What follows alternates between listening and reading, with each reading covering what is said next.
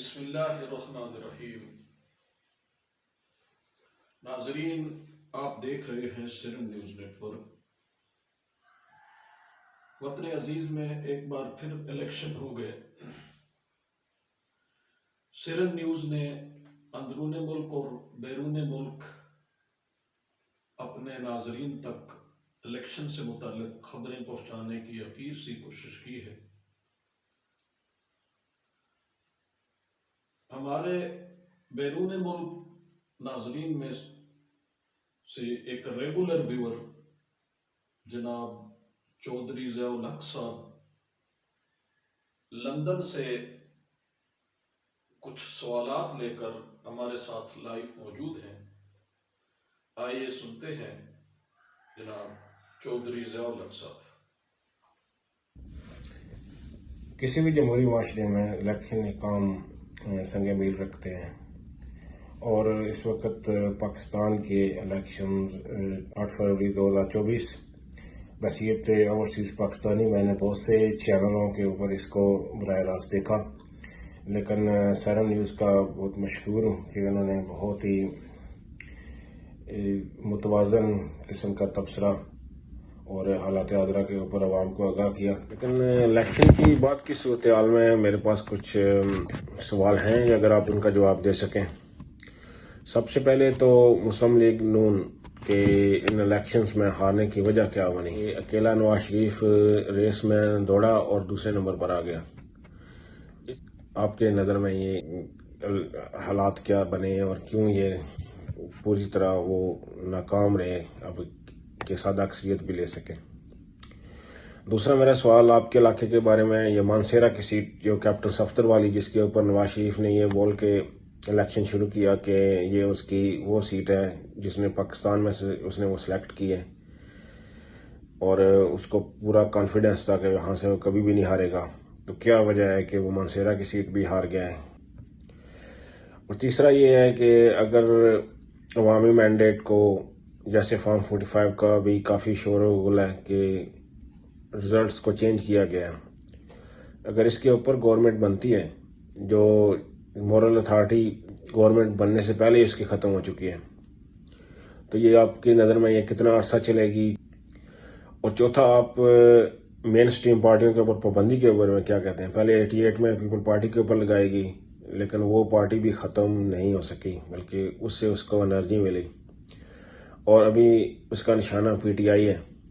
Even کہ نواز شریف کو بھی پچھلے کچھ سالوں میں اس کے اوپر بھی پابندی لگائے گی، تو آپ سیاسی جماعتوں کے اوپر پابندی لگانے کے بارے میں آپ کا کیا رد عمل ہے؟ چوتھا، الیکشن میں دھاندلی کے اوپر بہت زیادہ سوال اٹھ رہے ہیں۔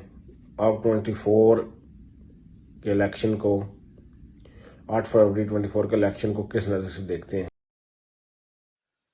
شکریہ جی شوق صاحب۔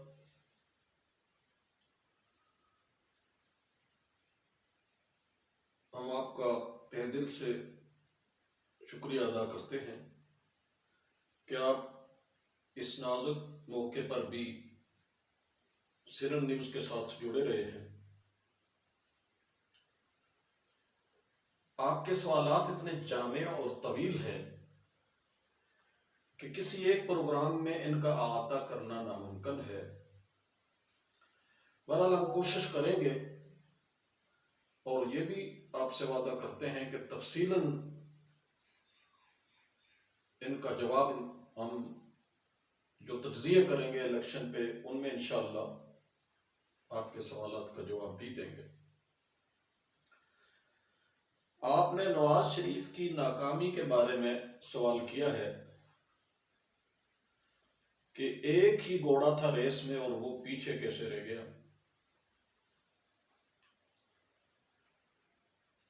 میں ذاتی طور پر عمران خان کے طرز سیاست کا شدت کے ساتھ ناقد رہا ہوں، اور خاص کر جو 9 مئی کو ہوا، اس میں تو اعتدال کی تمام حدیں کراس کی گئیں، مگر اس سب کے باوجود ان حالات کا صرف اکیلے عمران خان کو ہی ذمہ دار ٹھہرانا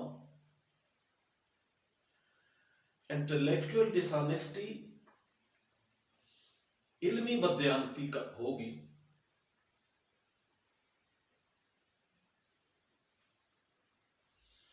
جس طرح 1918 میں عمران خان کو کاندھوں پہ بٹھا کر لایا گیا، یہ بھی غلط تھا، اور پھر جس انداز میں نکالا گیا، پھر جس طرح سزاؤں میں جلد بازی کی گئی، اور آخر میں عین الیکشن کے موقع پر عدت کا معاملہ جس بھونڈے انداز سے ڈیل کیا گیا، اس سے خان کو ہمدردی کا ووٹ ملا۔ خاص کر کے پی کے، جہاں پہلے سے ہی اسٹیبلشمنٹ کے خلاف ہوا چل رہی تھی، وہاں ان حالات نے جلتی پر تیل کا کام کیا۔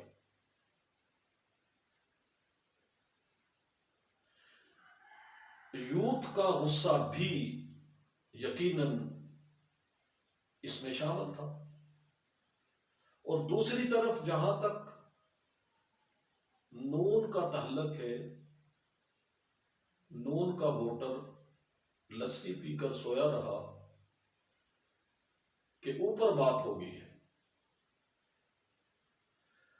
اوپر والا ہاتھ بھی تماشا دیکھتا رہا، اور ساری امیدیں خس و خاشاک کی طرح بہ گئی۔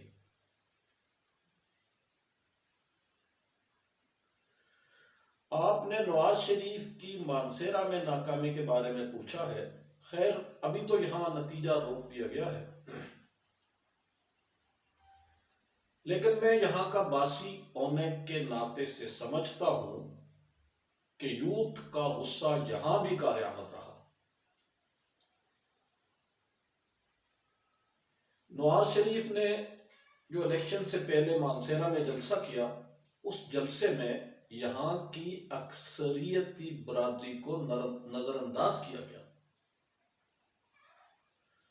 مریم بی بی اپنے شوہر نامدار کو ہی مانسیرا میں نون کی کامیابی کا کریڈٹ دیتی رہی۔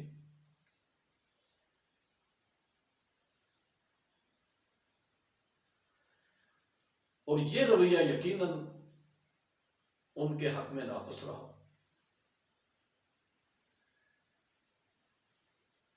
اور جس طرح سردار یوسف کے حق میں ووٹر نکلا، نواز شریف کے حلقے میں وہ جذبہ نظر نہیں آیا۔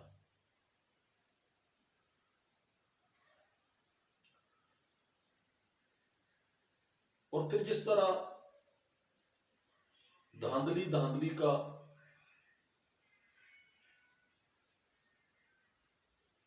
رولا کیا جا رہا ہے، وہ بھی ایک پوری کڑی ہے، تسلسل ہے۔ اب یہاں اس کے ٹائم نہیں ہے کہ اس کو ہم ڈسکس کریں، تو یہاں بھی کچھ نہ کچھ دھاندلی کا اثر بھی یہاں رہا۔ اور آپ جانتے ہیں کہ دھاندلی عموماً وہاں ہوتی ہے کہ جہاں مخالف ووٹ کا زور ہوتا ہے، تو وہاں ہی دھاندلی کی جا سکتی ہے۔ تو یہاں اس کے آثار بھی ملے ہیں، جو خیر جب تحقیق ہوگی تو پتہ چلے گا۔ آپ نے یہ بھی پوچھا ہے کہ کیا ان حالات میں یہ کمزور حکومت چل پائے گی؟ تو میرا تجزیہ تو یہ ہے کہ جنہوں نے پلاننگ کی ہے وہ کوئی کمزور پلاننگ نہیں ہے۔ اگر وہ چاہیں گے تو اسمبلی چلے گی۔ جہاں تک حکومت کا تعلق ہے تو اس میں تبدیلی آ سکتی ہے۔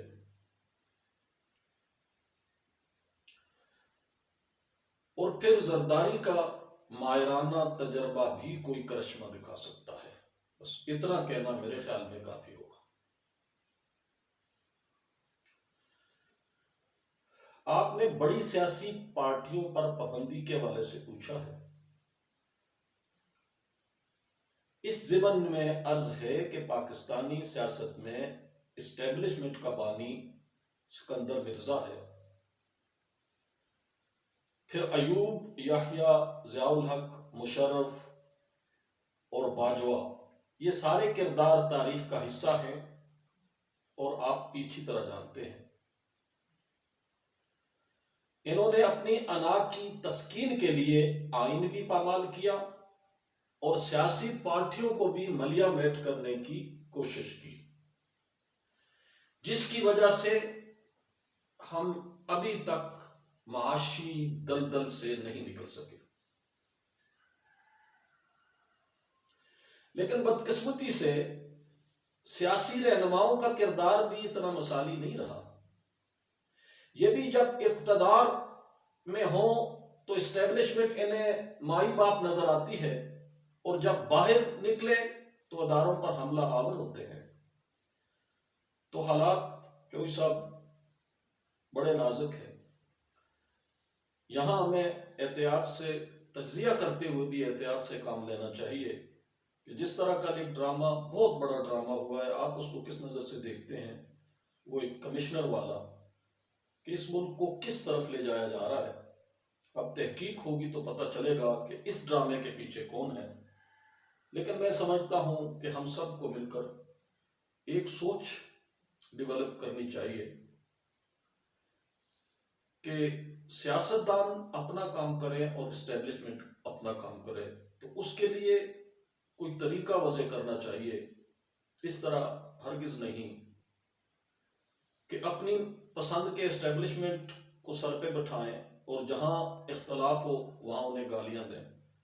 تو میرے خیال میں اب سب کو مل کر یہ سوچنا ہے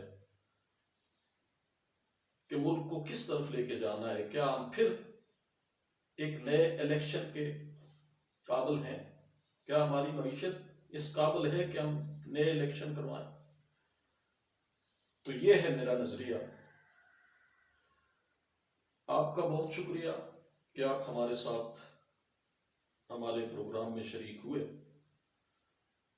تو آپ کے جس طرح پہلے میں نے بتایا کہ آپ کے سوالات کو انشاءاللہ ہم اپنے کمنگ ایپیسوڈز میں رکھیں گے اور ان کا احاطہ کرنے کی کوشش کریں گے۔